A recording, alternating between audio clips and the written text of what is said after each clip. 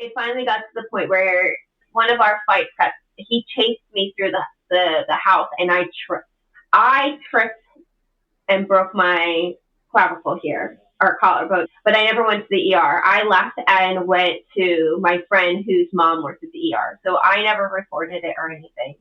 But that really woke me up to the fact that I had been being sexually assaulted by him.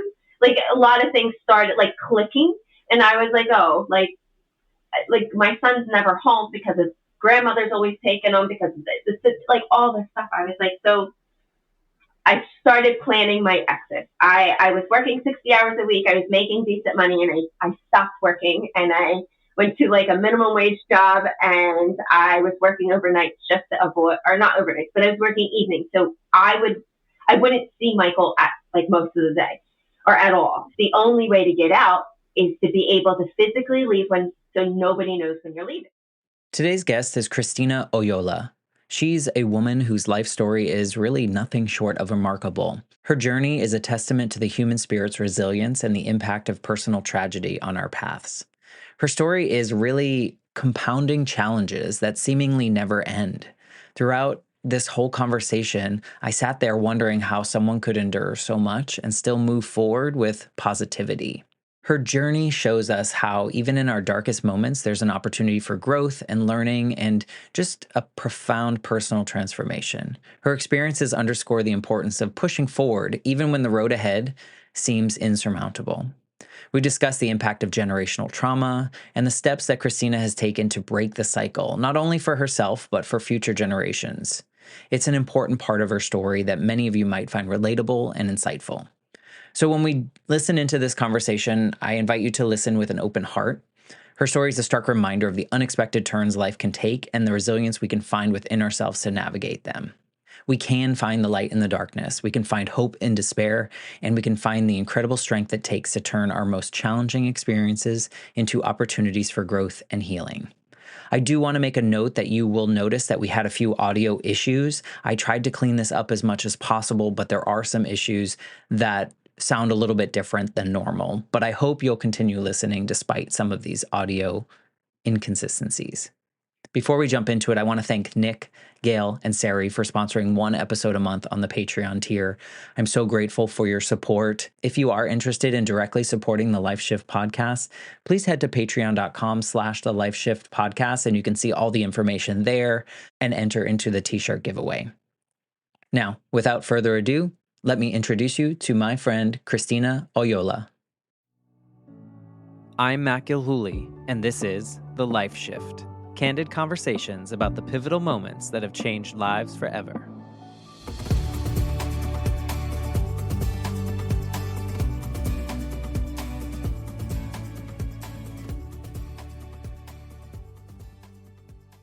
Hello, my friends. Welcome to the Life Shift podcast. I am here with Christina. Hello, Christina. Hello. Thank you for being here and for reaching out and wanting to be on the Life Shift podcast. As we're recording this is the week that I released my 100th episode. And I was telling you, it's just like so crazy to have gotten to 100 episodes when sometimes it feels like I'm showing up for the first time. So I guess that's a good thing, but also like a weird thing. Like we were talking, ironically, I listened to a couple of your podcasts, but I picked the one that was the most recent, and it was the 100th episode. And I wasn't even paying attention. I literally looked up, and you were like trying to connect this to me, and I'm listening to your podcast, and you're waiting for me to be on your podcast. So it was nice to have that moment. I say this on a couple episodes, and we were talking like how important it is that not everyone listens to all the episodes. And it's important for me to share why the Life Shift exists. And, when I was a kid, my mom was killed in an accident. And, the life that we all had dreamed for us was never going to be the same. And, I didn't know too much about that, but I do know the 20 years after that and the grief journey that I took, and I totally failed grieving in what was maybe the appropriate way. And that whole time I felt this way. I knew logically I wasn't, but I always felt like I was the only one kind of experiencing that. And so when I had the opportunity to start this podcast and talk to people like yourself, the whole goal was like thinking of that 8-year-old to like 30-year-old Matt who felt alone in that circumstance. And like, what if people could share their story and others listening could go, oh, wow, my story is validated. My feelings are validated. I feel like there are other people out there that would understand my story. And maybe there is hope to move forward or move through or whatever that may be. And I think people that are going to hear your story, I think there's people out there that might feel very alone in a similar circumstance or something related to what you're going to talk about today. And so I'm just so appreciative when people like yourself want to be on the show and want to share your story and kind of spread the word about what your life was like and what you're doing now because of it. So thank you again for just reaching out and wanting to be a part of this. No, thank you, Matt. It's been interesting sharing my story, and it's been getting a little easier and easier. And like we were talking about, I was trying to really figure out what my I keep saying pain point because I've done so much therapy. I'm so used to my pain points that, the pivot point, and it seemed like there was two. So it was definitely interesting doing my own little internal research just to prepare for this conversation. I've had that comment before from guests saying, like, this was interesting because, sometimes we think of it as one thing. And then when we dive a little deeper, we're like, oh, wait a second, there's more than one. Or it was like a seemingly small moment if you just described it as, like whatever it may be. And it even happened to me. And I led with the fact that my mom was killed in an accident, but technically it wasn't really my pivotal moment because she was dead before I knew. And so my moment, if we really distill it down to something, is when my dad had to like sit me down and tell me, because before that, my life was still the same and I didn't know. And so you're right. It's like this, should we all be so lucky to have this moment to reflect and to think about our journeys in this way and kind of dissect it? And for most of us, hopefully, especially you, if you've gone through therapy and you've done these things, there's almost like kind of like a pride of like what you've done since, this development since. And to pinpoint it down to that is always so interesting. So I'm glad that you found some value in your internal research that you were doing before we got on here. Yes, no, I definitely, and your story just, it hit me a little harder than I thought. Like, you know what I mean? Like, I've heard you say it over and over again, but like, my son is 18 now, and when I had to sit him down and tell him when he was 11 that his dad had passed, you know what I mean? Like, every time I listen to one of your podcasts, I'm like that moment, like I remember it, but like it was like I was like floating, like I didn't know how it was going to go. Like, you know what I mean? I knew that was the moment that was going to change my son's life forever, and I wanted to be like as easy as possible, like, you know what I mean? So I'm sorry that you had to share those words with your son and the words that you never ever imagined saying. When I talk to my dad about it, he's still, I mean, even to this point where 35 years later, he's like, those are still the hardest words that I've ever uttered in my life. And I think he will always be transported to that moment. And so I'm sorry that you had to also experience that. The power of our stories and helping others, like, I know you didn't know that you were the only person that ever had to do that, but to know how it affected me when my dad did it or how it affected him, there's some kind of through line that we can do with this human connection that it's the power of podcasting. I love it so much. my story is very complex, and for 9 years, it was one trauma after another. Every year, we experienced something traumatic every year for a very long period of time, and it was so many different things that, like, you just like I don't even know how I made it through. It's helping me on my healing journey through a lot of my stuff because my son, we're close in age in a sense, so I'm healing and he is healing at the same time, but we're understanding where all the trauma came from, and like I'm doing what I wish my mom would have done. Yeah, that was my fault. I should have handled that better. Right. So, there's a lot of ownership going on in our household right now. That's so, it's sad, but also so wonderful that you're able to do that, because I think there's so much generational trauma that happens in the world, and people just kind of absorb that. It becomes part of our DNA. We pass it along, and then it just like never ends. And here you are doing something to kind of end that. So, we're talking around your story. So maybe we could just go into your story. I'll end with this and then we'll go right into my story, because my company is called That Day Company.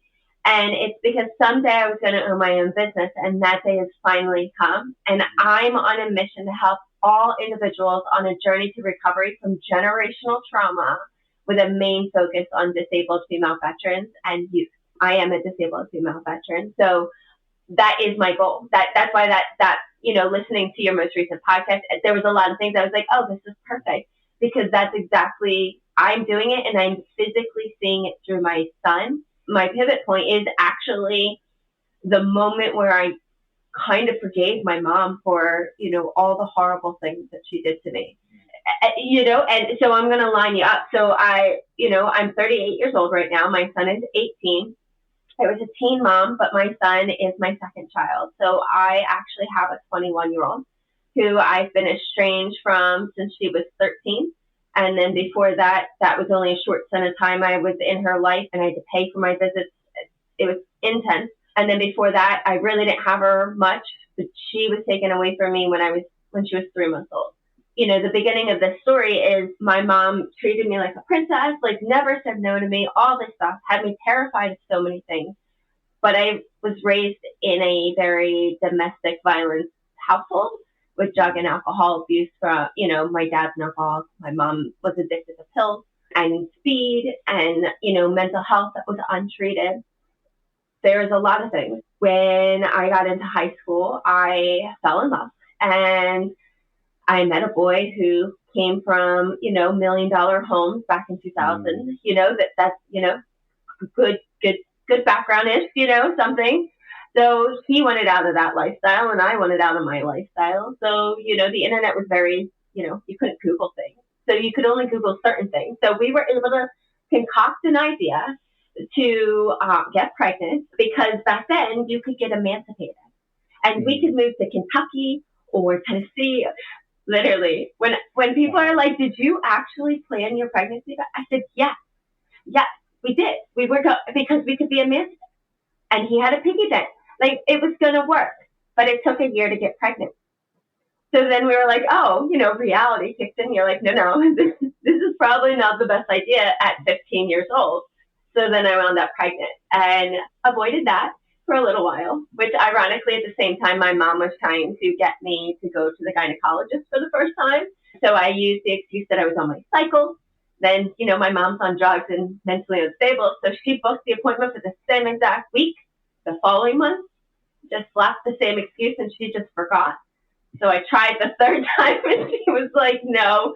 I had to take a test and all that stuff. And, me and Steven, we went to, Rite Aid and got a test, and I took it and it came back positive.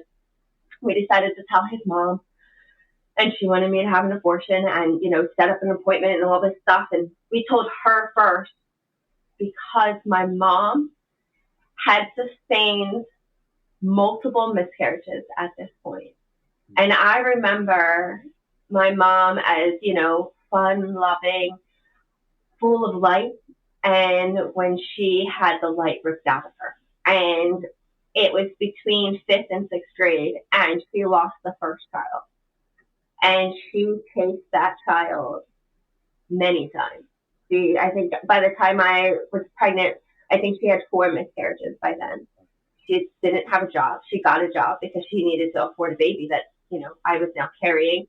It was I couldn't do anything. Like, I wasn't allowed to eat when I wanted to do. If it was too sunny, she wouldn't let me go outside. I couldn't walk anywhere by myself. I, couldn't pick anything out for my daughter. She set me up in these parenting classes, and you got, points for going, and you could pick out like 3 items, because we were very, very poor. We were redneck poor, so sometimes we didn't have plumbing. Sometimes we didn't have like a toilet. So it was just part of our norm. So your mom kind of like was trying to live through you, or live through your pregnancy to control it, and kind of, because of what she lost before, and kind of transferring that protection or whatever you might do as a pregnant woman onto you.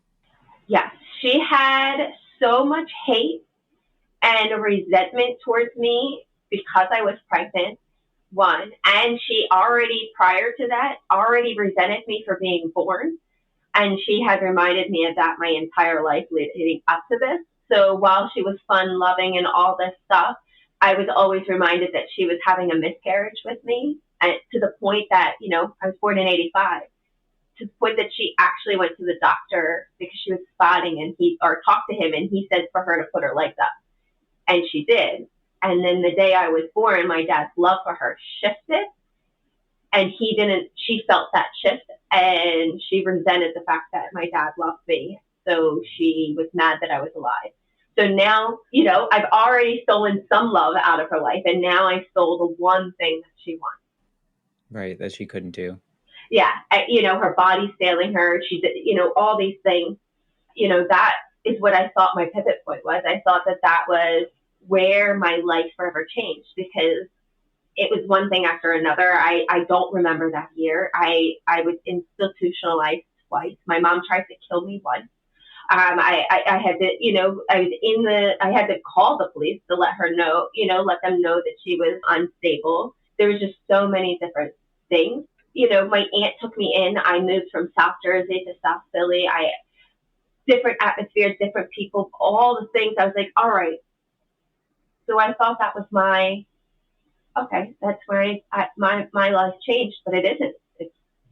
It is a big one. I think it is an important one to acknowledge and to think about. And it's so sad to hear that story of how you were treated. And, you had this dream with your boyfriend to escape and to, and imagine if that had happened earlier, and when it did, and you could have done all those things. And here you are just trying to bring a baby into the world, and someone that brought you into the world is treating you in that way.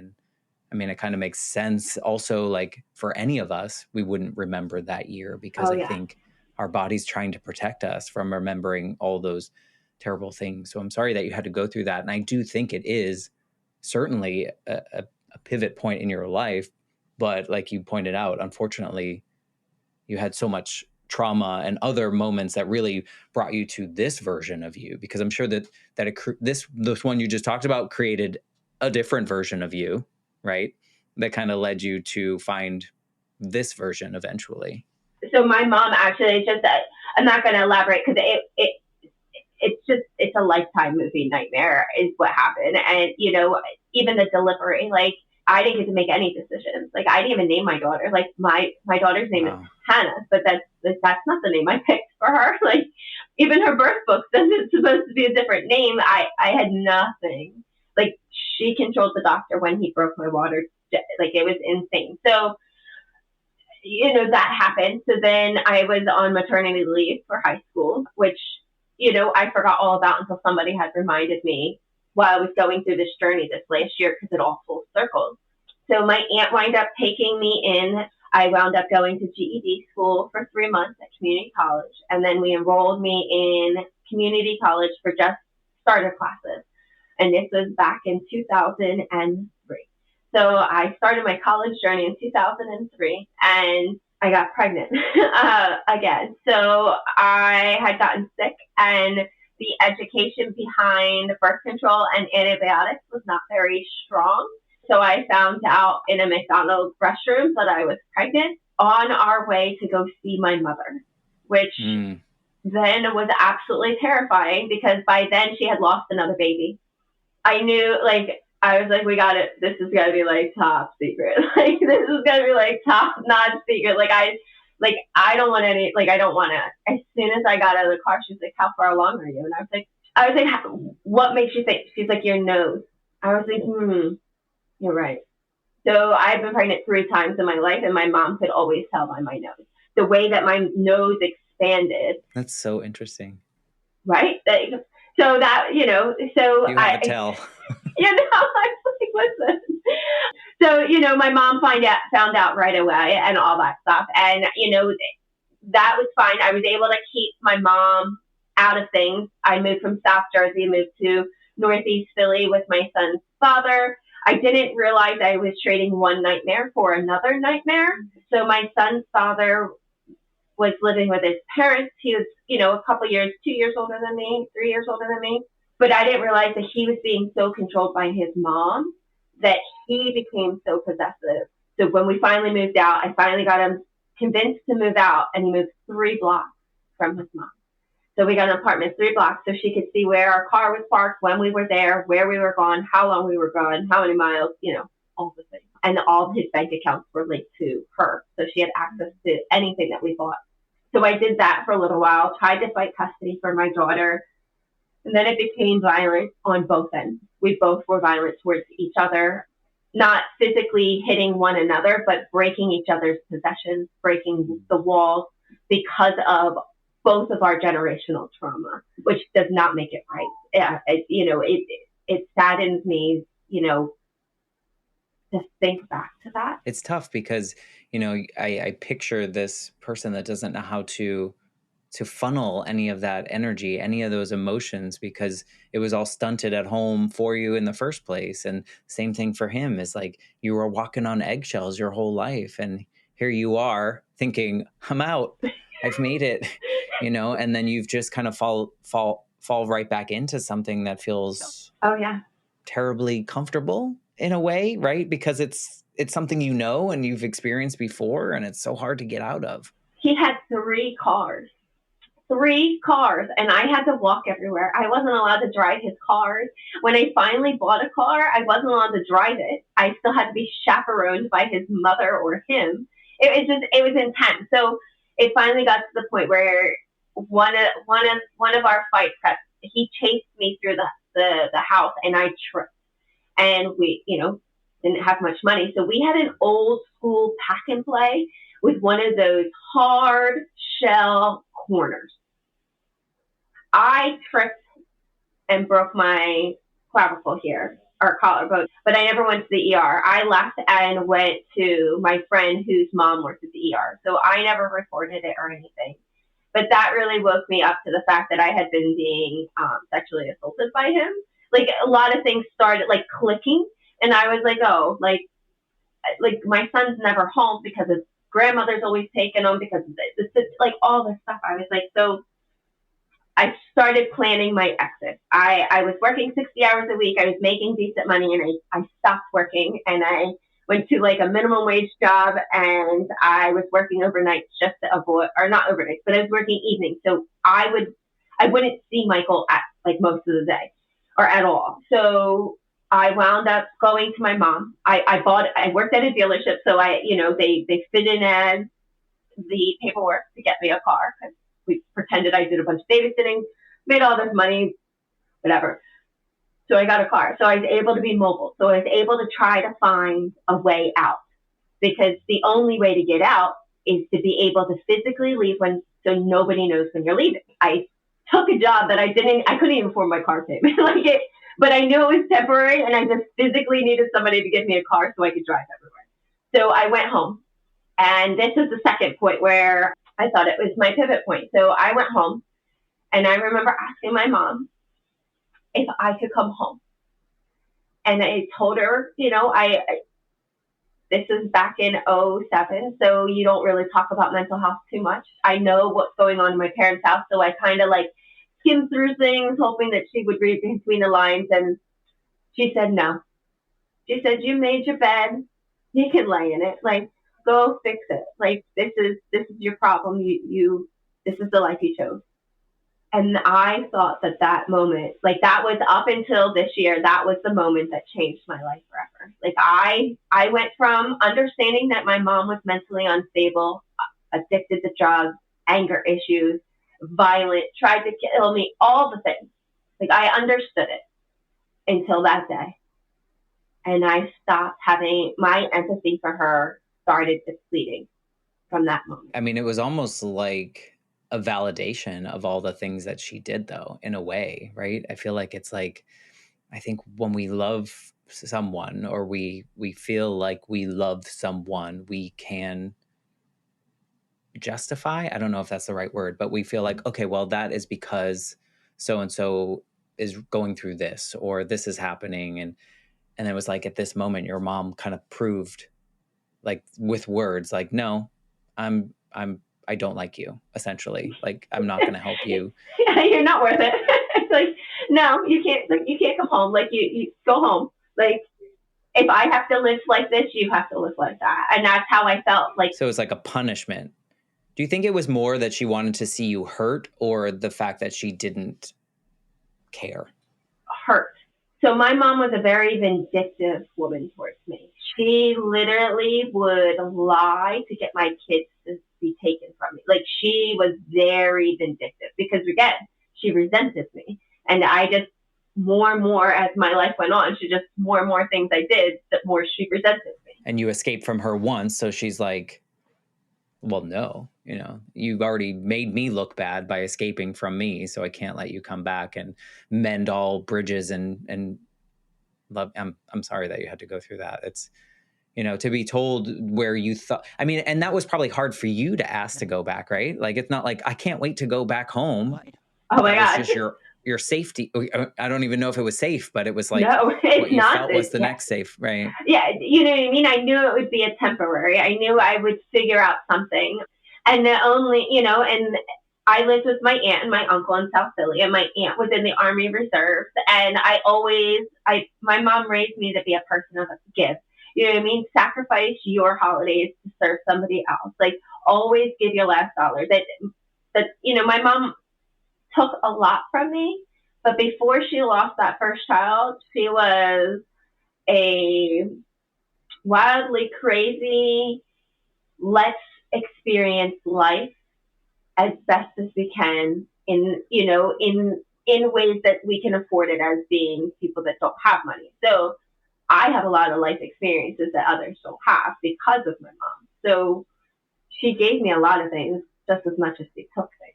It's hard because she's your mom, but at the same time, I watch her love my little brother unconditionally, and he can do absolutely nothing wrong. And when something goes wrong in his life, it was my fault.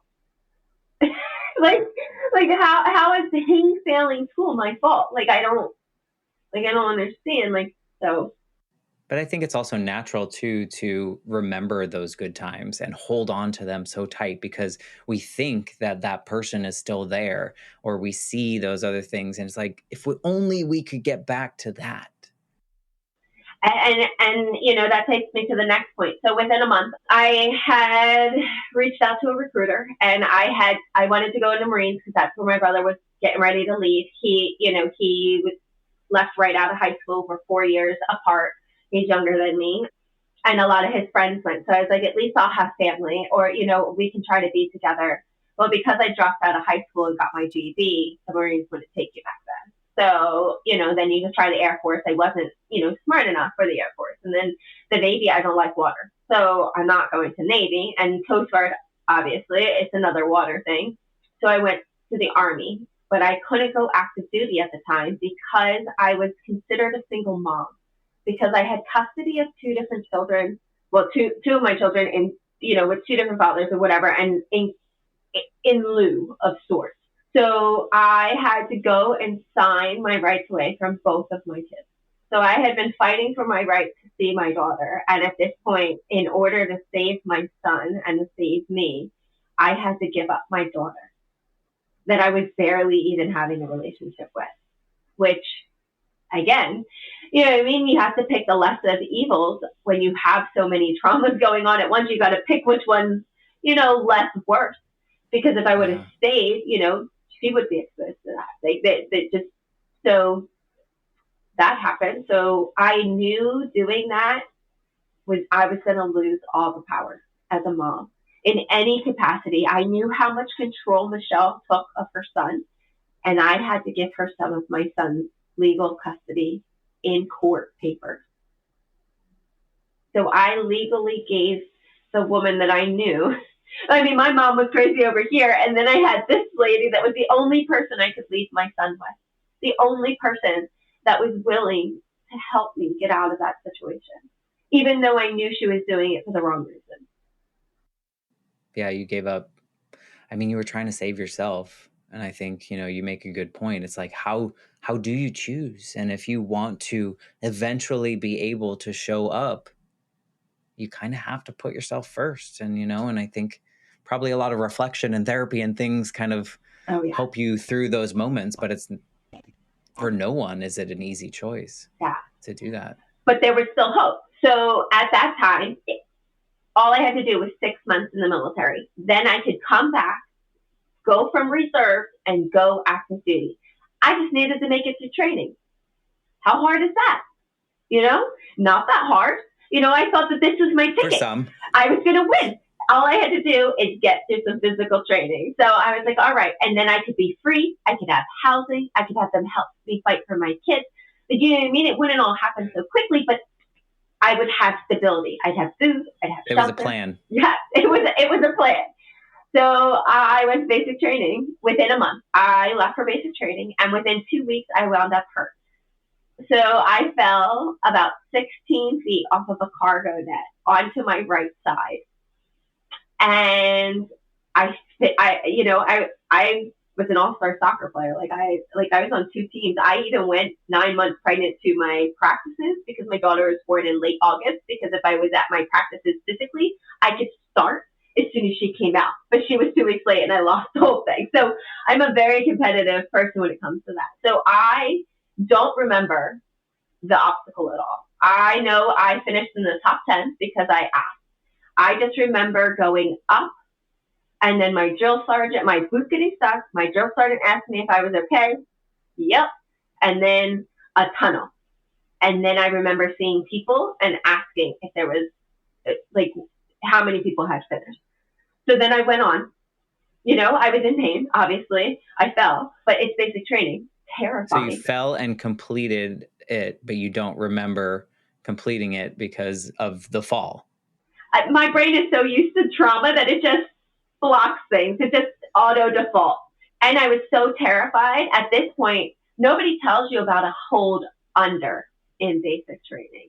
You hear about holdovers and things like that kind of before you go in, but nobody tells you that you can go to basic training, get hurt, and be stuck there till you're healed, then go back through training and continue on. And you didn't want that. That was not part of the plan. So you needed to push through. I was like, listen, I got this. This is okay. We got this. So I went to sick call. Everything was fine. I was doing all right. I wound up with 102 fever. They had to put me in the sick call building and everything for 24 hours. And then again, they were like, all right, if you're not better within a certain amount of time, we have to recycle you. And I was like, So I got better. Literally just fighting everything because I needed to get home to my son. The more I was away, the more time was going and the harder it'll be. So I chuck it along.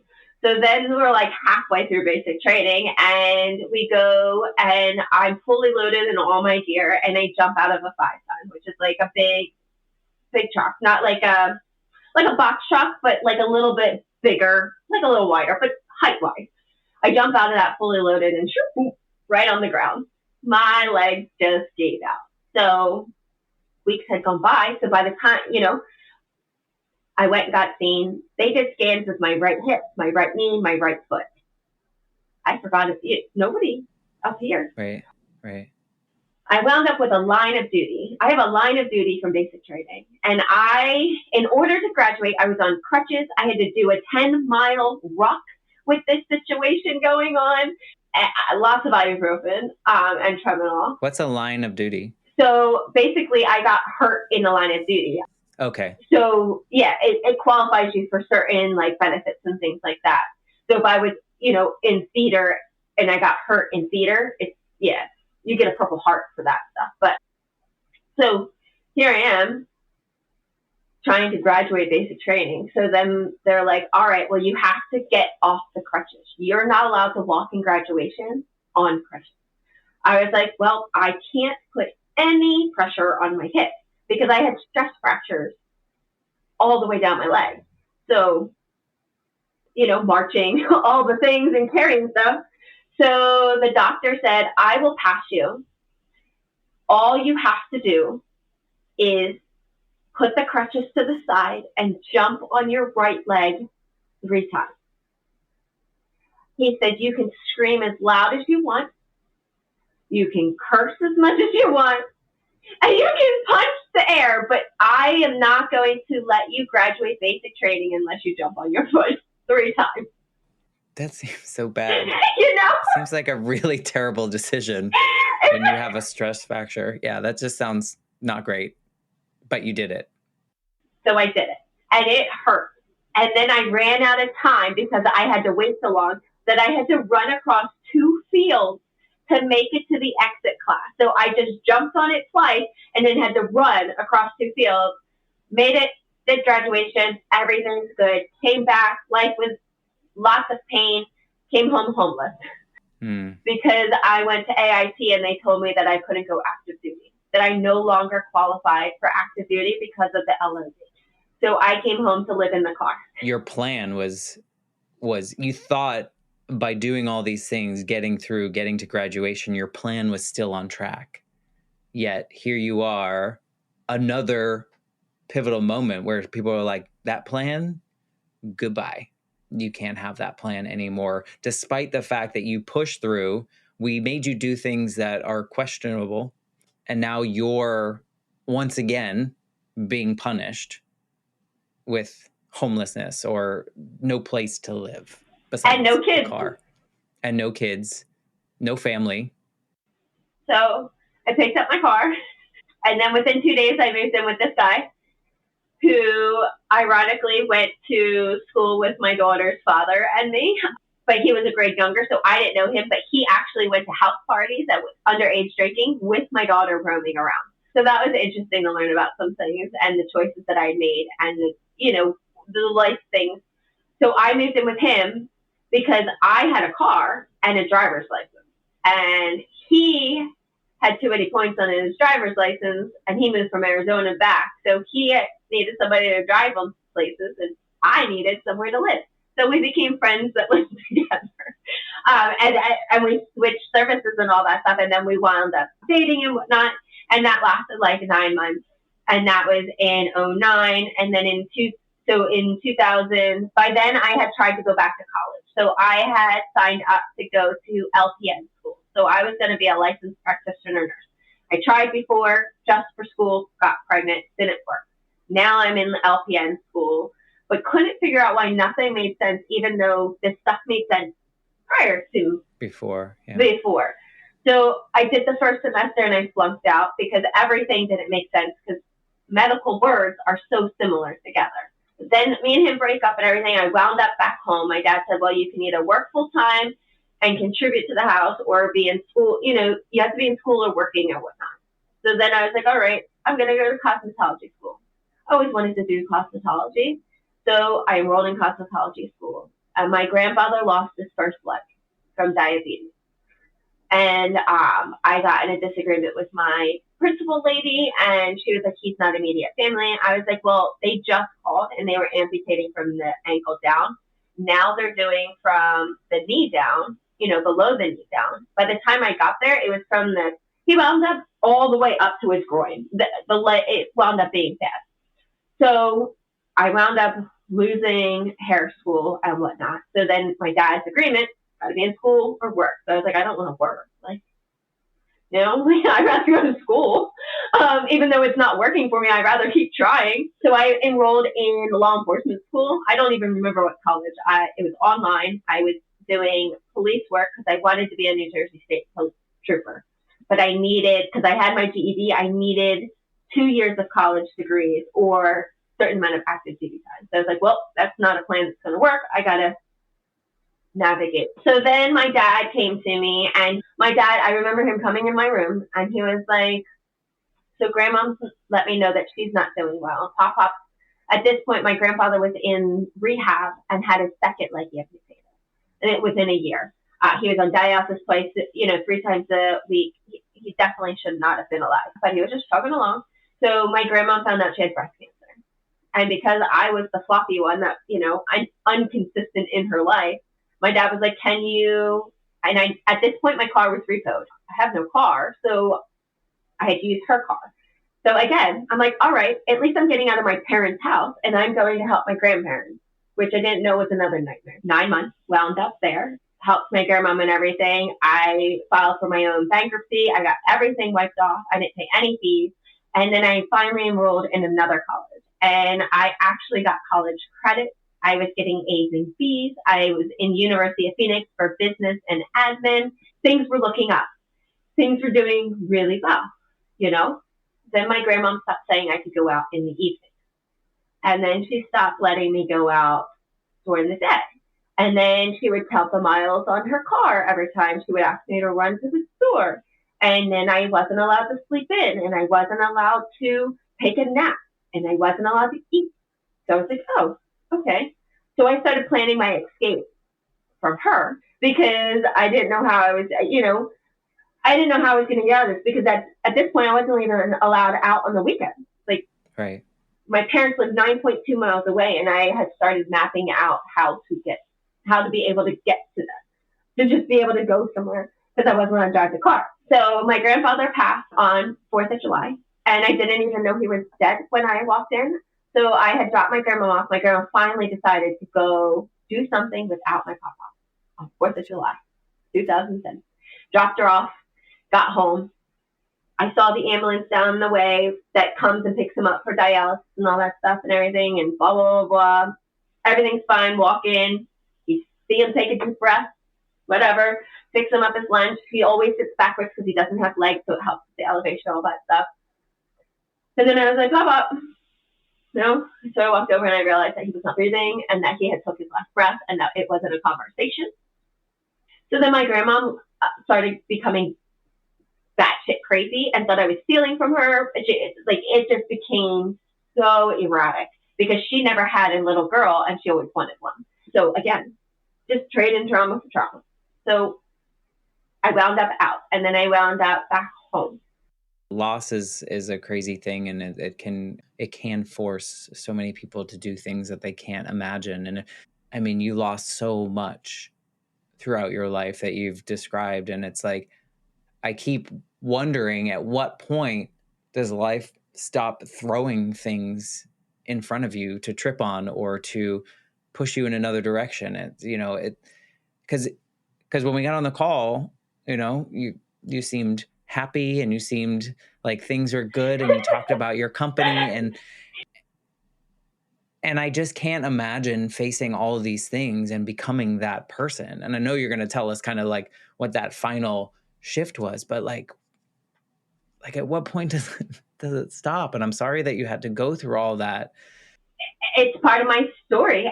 So that was 2010. So in 2010, I also sustained a sexual trauma from a military colleague. So I have a military sexual trauma. My parents let me come back home, so I was home for a little bit and trying to navigate that. I wound up getting a job in 2012 working at Beats & Watson, and I met this manager. He was above me. He was my shift supervisor. We've been together for 11 years now. He was kind. He gave me the $100 I needed to get my first real apartment because I had called him on July 14th, 2012, when my parents, as an adult, certain things, and when things are going to escalate to a point where it's going to be violent, and it could be violent for you. So my parents had gotten into a fight so bad that the 3 china cabinets in the living room, I had to climb physically over them. Like, it was very, very bad. And the police knew my parents. Like, I thought for sure one of them was going to kill the other one, but I didn't want to be there for it. So back then, you can't really text. This was 2012. So I had to try to drive in disarray and all that. So I had reached out to him the Friday night. He had just gotten Chinese with his sister and getting ready to watch a movie.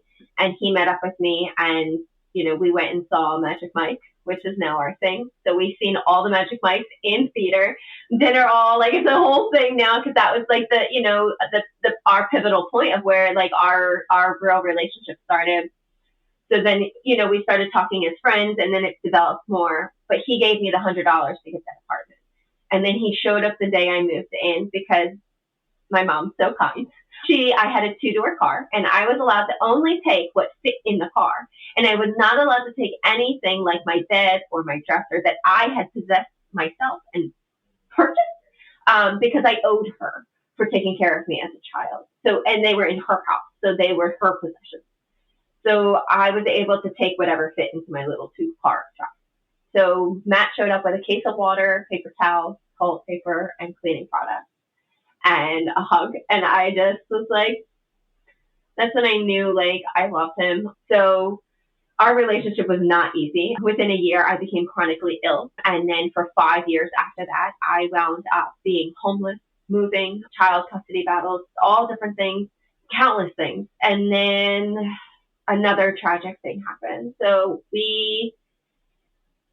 I was fighting for I stopped working at 30. My parents were helping us pay the bills. We were barely able to stay in this one apartment.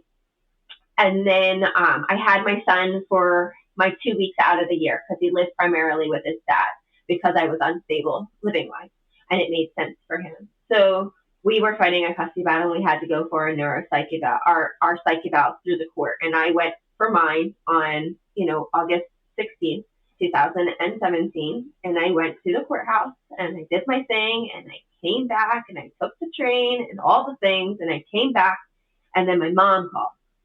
And my mom's always a hurricane. And she called him. She was like, why didn't you fucking tell me Mike died? And I was like, I don't even know who you're talking about. And she starts ranting about how Mike died and all this stuff. And I was like, I have who is Mike? Who is Mike? She was like, Ethan's dad. I was like, I think I would know if my son's father had passed away. I think somebody would have called me by now. She's like, it's all over the news. Oh, God. He died in a house fire. I was like, so my son is literally sitting in the living room, and I'm trying to Google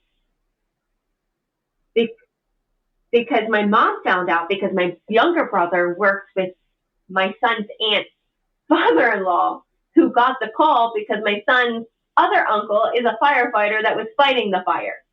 So my mom knew from a chain of series of events that I was never informed. So I found out that my son's father, person I loved at one point, but we did not have a good relationship. But everybody's life was about to change. My son didn't even live with me full time, and I didn't have stable housing. And now I have to tell my son he's going to be even more unstable. We wound up shifting and all that stuff, and then within 6 months, my mom took her life. It doesn't stop. No, so she took her life, and then within 3 months, so her funeral, nobody had money, but I had come into Ethan's, little bit of money, so we bought a modular home. We finally weren't homeless. We weren't living in anything. We finally stable.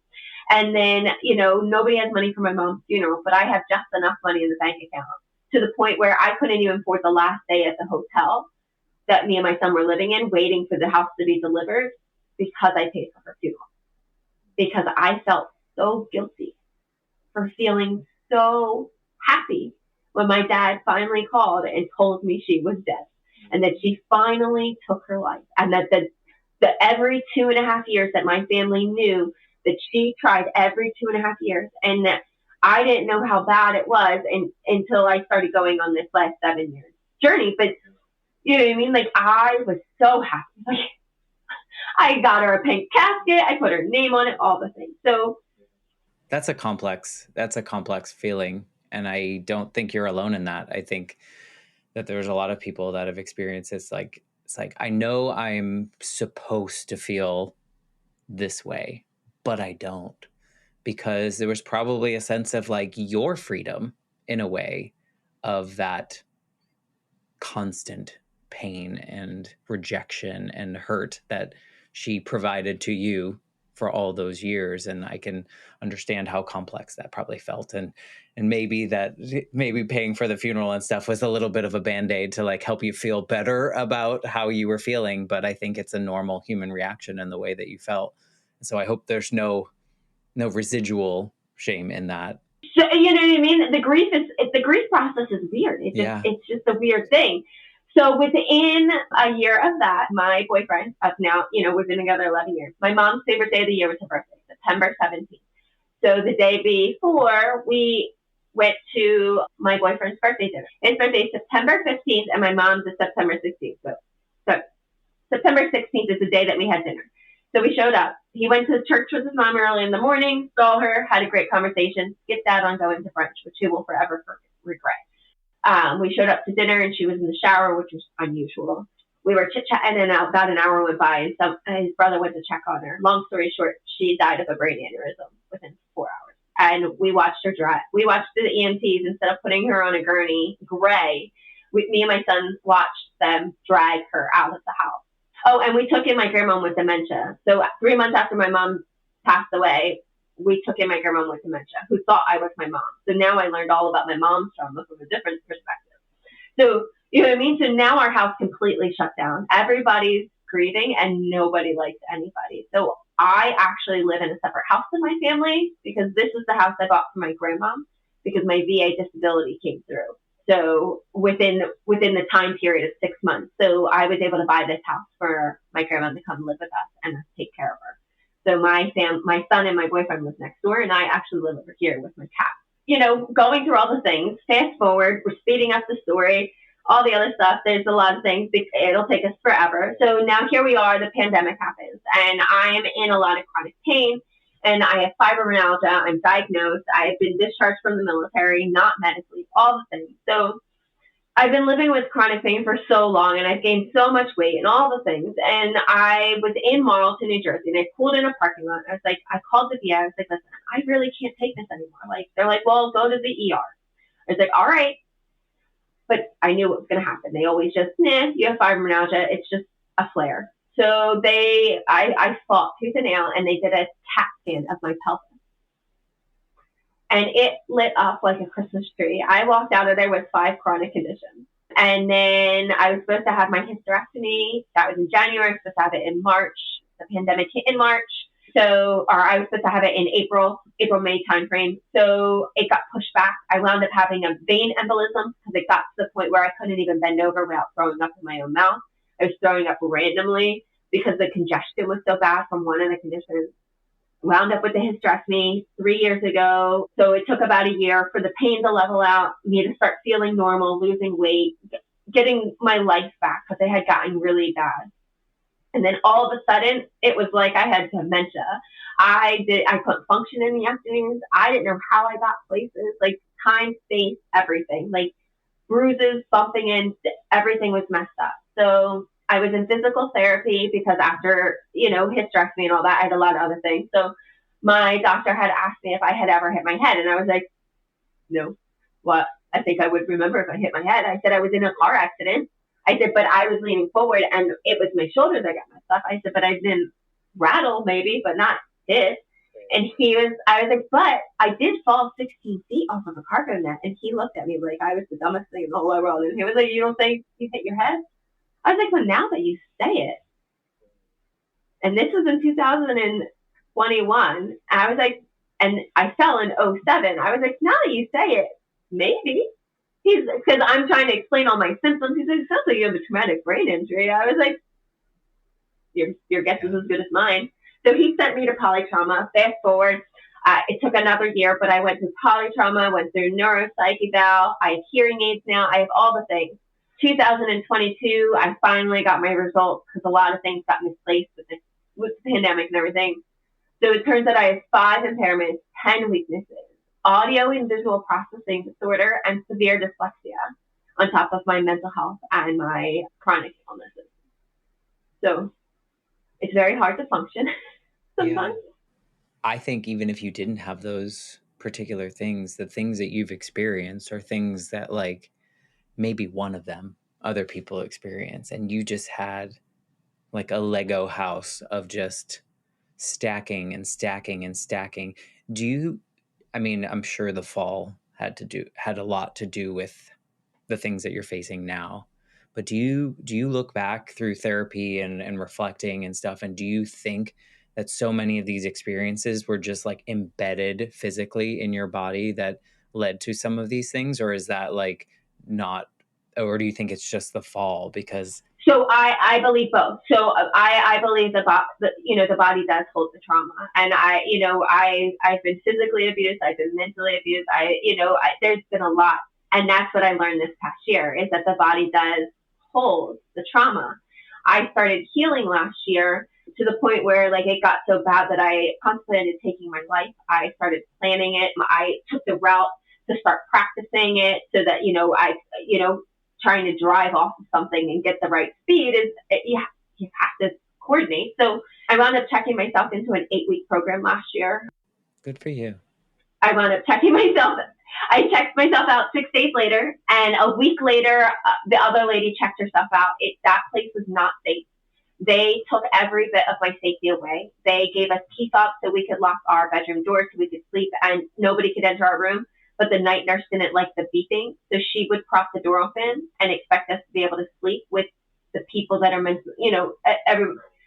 So it wound up being really unhealthy for me. So I left, and I had already been I was already enrolled to leave for Chicago in January, which was this year. But I started having health issues, and I wound up having a really bad migraine episode on Christmas Day, which took my ability to see color and look at screens. And I went back to my doctors. I was like, listen, guys, something's going on. They were like, no, you're fine. I was like, I'm going on a plane, the pressure, all that stuff. They're like, no, you're fine. I was like, all right. So I got on the plane, and within a couple of days, I started having like seizure, like stroke-like symptoms. And within 24 hours of that, I had what felt like giving birth in my brain. And then within 24 hours of that, I was in the ER. I had collapsed 3 times. They did a head CT and forgot about me. Well, they didn't do the head CT. They forgot about me for 7 hours in the ER. So my scans came in late, my water, my hydration, all that. She said, you have to go see your neuro. I'm only going to release you because you have a neuro appointment in 2 weeks, blah, blah. You have your primary when you get home. I was like, I'll be fine, blah, blah, blah. Here, I couldn't even function my left side of my body. And I was like, yeah, I'm not getting stuck in Chicago. So I went to Detroit for the weekend because I had bought a train ticket because I'm spontaneous. I'm in treatment. But, this girl that I just met when we're in military sexual trauma outpatient program, we get the weekend off. So she was like, I'm going to Detroit. I was like, I got money. She was like, all right. So sick as a dog. She literally had to like CI dog me everywhere. And on the train back, I looked up my medical records, and it showed that I had periventricular white matter changes, which if you Google it is vascular dementia, which would explain why the last year had been so hard. I am now officially, I lost 55 pounds. I'm considered incontinent on both ends. A lot of my health stuff declined, but because my mental health was so bad, I didn't realize how bad my physical health had gotten. And then I moved out of my house last July, and now I live in this house, and I have to keep all the doors open. I can't have the overlight. Like, I learned how to function in a world that doesn't function for me, and my doctors weren't listening to me. So I thought I wasn't going to make it. They were talking about Parkinson's. I was looking at heart failure. I had a heart monitor on a couple times. They couldn't figure out what was going on. So my body was literally like shutting down and giving up as I'm trying to heal. And it's like, no. And I'm like, yes. And then the moment happened. So my pivot moment, here I am this year. I'm going through my healing journey. This journal, the day my mom took her life, I took 2 books from, my mom used to journal like crazy. So she wrote everything. I don't remember anything. She has tons of journals. So I took this random one, and I've looked through it dozens of times. And it's been 7 years, almost 7 years since she passed. And I tallied this thing. I've looked for clues on this healing journey. And then this year, I opened up and stumbled across this, which forever changed how I felt about my mom and my healing journey. So June 23rd, while Chrissy has left Mike, she wants to move in. She is going hyper manic again. So I was misdiagnosed as being bipolar. And my mom, when I came home and asked her if I could come home because I was being abused and it wasn't safe for me and my family, she thought I was having a manic episode and was being dramatic. Mm. So the moment I stopped having empathy for my mom led to the moment where I was grateful she took her life. which led me to the moment of generational trauma and a miscommunication. Which leads you to why you do what you do now. Yeah, because right? that someday I was going to own my own business. My family, my dad's side is entrepreneurs. My dad painted a family dream and all this stuff, and I always knew I was meant for something. And that day has come, and now that day company is on a mission to help all individuals on a journey to recovery from generational trauma, with a main focus on female vets and youth. Isn't it fascinating that a sentence that you read it at the right moment in your healing journey, at the right time, had the wherewithal to think back and reflect on that moment and how you felt in that moment, how you felt because of that moment.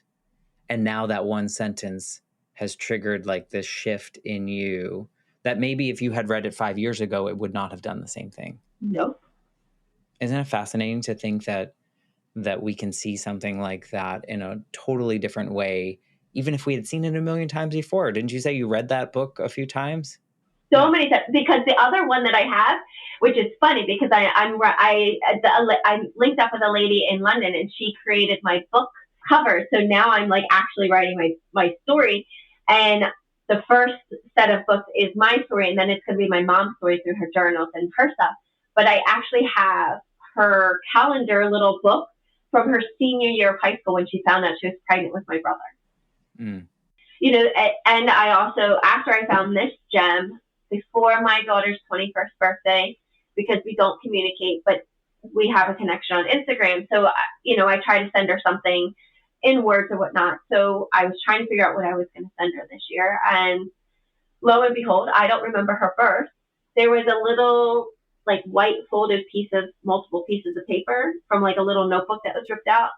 My mom had written down my daughter's entire birth story, the number on the hospital door, like my heart rate, when all the things. So my mom is helping me heal through my trauma with her trauma. It's and my it's just amazing how much this is gonna. Yeah, it's fascinating that you're able to do that after so much trauma, because I think, and you were at one point ready to give up because it was just too much, and it probably still is too much. But now you have the wherewithal and the tools to kind of process and forgive yourself, forgive the people around, maybe not forgive, but maybe it is forgive. I don't know. However you feel about some of them, but well, it's more or less, my grandma was abandoned by her mom and grew up in an army orphanage. And then she did the best that she could. She had a good job. She got a state pension. And then my mom, was a housewife. Like, you know what I mean? They all tried to do different things. And my mom, unfortunately, she couldn't hold on long enough. But she gave me all the tools I need to keep going. And I think that was, part of the wake up call is like, this, you're supposed to feel this because you didn't feel it before. Like you weren't allowed to. I love that you have this awareness now, and you have this ability to look back on these moments, as hard as they were, and try to find what you can pull from that to make your life better now, but also make the lives of the people that you work with better through the services that you can provide. Typically, I kind of end these conversations with like a question about like what you would say to yourself, but I wouldn't know which one to go to. There's so many versions of you that have gone through so many of these things. And I'm wondering if, because you probably interact with people that have experiences like your own, if someone is seeing these traumas stacked upon stacked upon stacked, what could you say to them? What would you want to say to them that might help them get to where you are? Because I think that's a big thing. I think you just feel so hopeless in some of those moments. What is there something that you could say, knowing what you know? Yes. So going back to Simon Sinek, find your reason why. There's always a reason why something happened. It might not be your why or directly affecting you, but there's some reason that happened. And to just look at the why and try to find the lesson in it, because whatever you believe in, and I believe in believing, it happens for a reason. It's just figuring out what it is and then taking it and, sitting with it. Do you think that at any point in your journey, if someone told you or gave you that idea, do you think you would have been able to? I've been in therapy since I was 17 years old, I've been told all the things, but it wasn't until this past year and a half where I actually started healing and sitting with it and actually just crying for 5 minutes instead of trying to hold it in and then it bottling up and turning into this huge thing. So no, I think it's important. I think that's so necessary that you're telling your story. One, because it's probably helping you heal, but two, other people listening to this that may have had little pieces of this that kind of just brush them under the rug, that just kind of we're like, well, that was life. That was the way it happened. Maybe now we'll hear this and go, oh, there's an opportunity to process this in a healthy way instead of, pushing it away. And so I think that's such the power of storytelling. And as terrible and as horrible the events that you went through, and you wouldn't wish that on anyone, but to hear it come from your mouth and to hear where you are and what you're doing with it is what's so inspiring to me. So thank you for going through that journey again. I know a lot of it was hard to share, so thank you for that. No, thank you for having me. Like I said, I think I got more out of this than anything because, I am writing my book. So doing a little bit of diving, actually knowing where to pivot within it actually helped me, figure out my chapters. So thank you. Oh, awesome. Well, you're welcome for that. If people want to, learn more about you or connect with you in a personal way or in your company, what is the best way to kind of get into your sphere of influence? So I'm pretty much on every platform but Twitter. So you can either look for me under my name as Christina Oyola, but most things are That Day Company as my coffee company because I'm a one-stop shop, so it's easier. Awesome. We will put those links and whatnot into the show notes so anyone listening can easily click and connect with you. I would say, I'm sure Christina would welcome any kind of conversation, even if you're facing something and you just need someone to listen. I think she probably wanted people to listen at certain points in her life, but it's a little bit before texting and those kind of things and social media. But yeah, just connect with us and share your story. I think it's so important. And I'd venture to say that nobody's really alone in these journeys if we can continue sharing these stories. So I know it's a little bit longer of an episode, but thank you guys for listening and connect with Christina. Thank you, Christina, for being a part of this once again. Thank you. Thank you, Matt. If you're listening and something that Christina said resonated with you, let us know, but also share this episode with someone that you think might need to hear this story and might be on their healing journey as well. And with that, I'm going to say goodbye until next week when we have a brand new episode of the Life Shift podcast. Thanks again, Christina.